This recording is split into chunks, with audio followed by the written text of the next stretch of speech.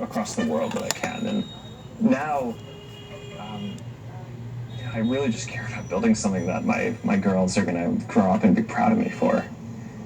And I mean, that's what is kind of my guiding philosophy at this point is, when I come and work on a lot of hard things during the day and I go home and just ask, will my girls be proud of what I did today?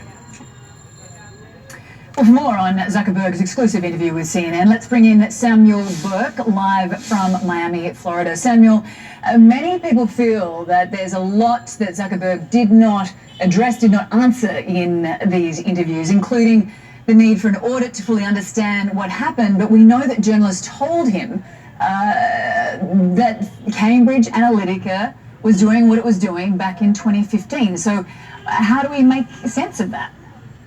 And that's the most important part, that he says we can't really know until this audit finishes. Well, this has to be one of the longest audits in history, because if it starts in 2015, we know they started investigating it then.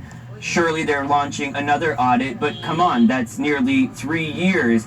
And then if we go through these steps that Mark Zuckerberg laid out in his post yesterday and discussed with Lori, you go through them one by one, and it's very difficult to understand some of them, starting with the fact that they're going to investigate all these apps that had large amounts of data. Why are they waiting till just now? Why didn't they start doing that in 2015? Not just the professor who had the original app here, the personality test. Why not all these thousands of other apps? Why just because the media attention is on them now did they wait? Number two, they're going to restrict more apps.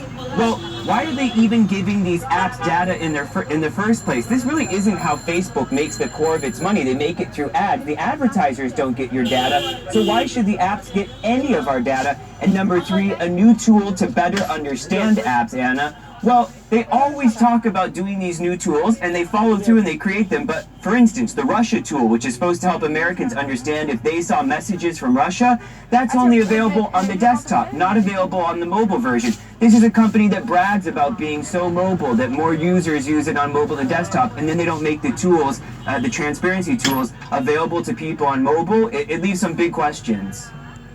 Yeah.